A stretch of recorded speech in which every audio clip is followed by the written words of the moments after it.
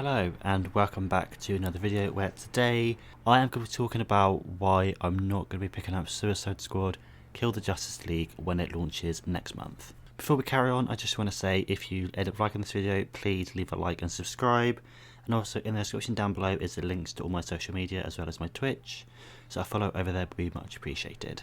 Also, I just want to say this video is not intended to be like a hate piece about the game, as I don't actually hate the game, I just don't like certain aspects of it, and those are the factors why I won't be picking up the game at launch. I will be picking up the game, just not when it first releases. I'll be waiting until the game goes on sale, and then I'll pick it up. Also, I just want to say I will not be touching on the leaks that came out about the game a short while ago. I do know the leaks, and I'm not too happy about said leaks, but I won't be talking about them in this video. So if you don't want to know what the leaks are, don't worry, you will not be spoiled here. So the main reason I'm not picking up the game at launch is because of the gameplay style that they've chosen to go with. And that is that the game is going to be a multiplayer live service looter shooter, which for myself personally, I am not a fan of those types of games. So when it was announced that that is what the gameplay is going to be, I was a bit like, wait, what? Like, it was just kind of jarring going from the Arkham games, which were single player free flow combat that were amazing, to this Suicide Squad game, which is a looter shooter. It's like, how did we get here? Like, that's what I really want to know. I want to know how Rocksteady decided that this should be the gameplay style of their next game. Looking at all of the gameplay that has been revealed so far, it also doesn't look the most engaging, as from the state of play that I believe released 2022, the gameplay hasn't really improved since then. I know they did delay the game to quote unquote fix it or do whatever the hell they was doing, but you couldn't really fix the game in like 6 months, because from what I saw when that state of play came out, most people had the same response, and that was the gameplay looks really boring and the traversal doesn't look fun, and pretty much all you was doing is just shooting purple blobs on a tank, and that was like it. And from the gameplay that has been shown recently, not much has changed. So I'm not entirely sure what the delay did, as like within those 6 months they couldn't fundamentally change too much, as the problem was at the core of the game, that being the gameplay style that Rocksteady chose to use. And if they did want to kind of rejig it, they would have to start from scratch, which they definitely did not want to do because they were close to launch.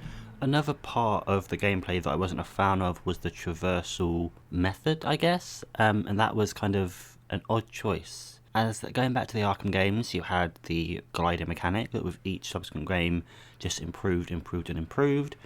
And with Suicide Squad, it seems like they have taken a big leap back, where from what we've seen, at least with Harley, she has a back grapple that attaches to a drone and she just swings. I'm not entirely sure how the traversal is going to work. Like, will there be a glide-esque mechanic where you can like traverse long distances? Or will it be like, say with Harley for example, you grapple, you jump, and then can you grapple again and keep doing that? Or is it like a one and done? Like, do you have to like grapple, jump, land on something solid, and then you can do it again? I'm not entirely sure. And in regards to the other playable characters, like with Captain Boomerang, I believe he has like Speed Force shoes, where he can like throw his boomerang and then he Speed Forces to it. I think that's the case. And then King Shark and Deadshot, I'm not too sure about what their fast travel or their traversal mechanic is, but I doubt it'll be that engaging, considering all that I've seen of the game. It just looks quite bland in my opinion. So the main reason the gameplay was a turn off for me was because the gunplay and the looter shooter aspect of it. So starting with the gunplay, it just looks very bland and uninspired. Like, if you look at any other looter shooter from like the past 5 to 10 years, it pretty much looks exactly the same. By the looks of it, you have a pistol and you have like an assault rifle, I guess, and I'm guessing you can switch between the two of them, and then you can upgrade, I think, parts of them, and that is like the looter aspect of it. It just doesn't appeal to me as a fan of single player narrative driven games. And talking about the looter shooter aspect of it, it just doesn't appeal to me like at all. Like, I don't get why Rocksteady chose to go from single player narrative focus free flow combat to a multiplayer live service looter shooter. Like, it just doesn't compute in my brain why they think that would be a good idea. I mean, I know in recent years there have been leaks and rumours coming out that Rocksteady was working on like a Batman Beyond game and a Damian Wayne game, but that got cancelled. And I'm pretty sure, like, when the Arkham trilogy was kind of like in its heyday, they did originally want to do a Suicide Squad game, but WB turned them down. So it's a bit strange to see them go back to that idea, and now WB are like, yeah, let's do it. Maybe WB saw the success of like other live service games and wanted like a taste of the pie, I guess. Like, they saw how much Fortnite made and they were like, we want that. So they tasked Rocksteady with doing it. But I think choosing Rocksteady to actually make this multiplayer live service game was a bad move, because most people know them as the developers of the Arkham games, which were single player perfection. So it's just a strange choice for WB and Rocksteady to actually make this type of game. And the third and final reason why I don't plan on picking this game up at launch is because of the actual story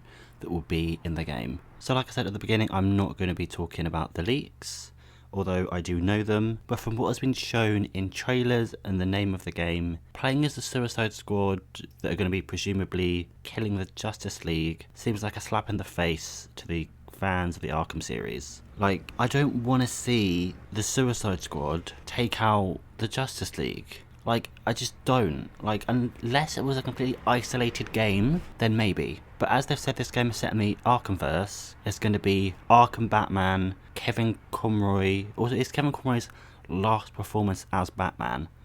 And if they do end up killing him in this game, it would just seem like a terrible way to end his career as Batman. Like, it just wouldn't be like a good send-off for his version of the character. As I know so many people love the Arkham portrayal of Batman because, well, it's just a great performance and Kevin Conroy is great in the role.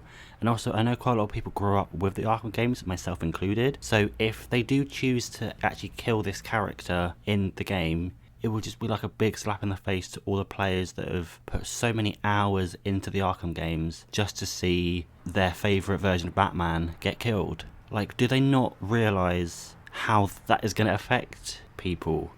Like, it just doesn't make sense. Unless there's like a cop-out where like they pretend to kill him, but then there's like a flashpoint thing where they reset the universe. I just don't know how this game's story is going to go down. And also, I don't like the fact that it is actually set in the Arkhamverse. But depending on how the game does, they could just end up doing a 180 and saying, oh no, it's a branched universe, or something like that. But I know if the game does end up being bad, fans would just act like the Arkhamverse ended with Arkham Knight, which honestly I wouldn't be mad about, because the ending of Arkham Knight is pretty good.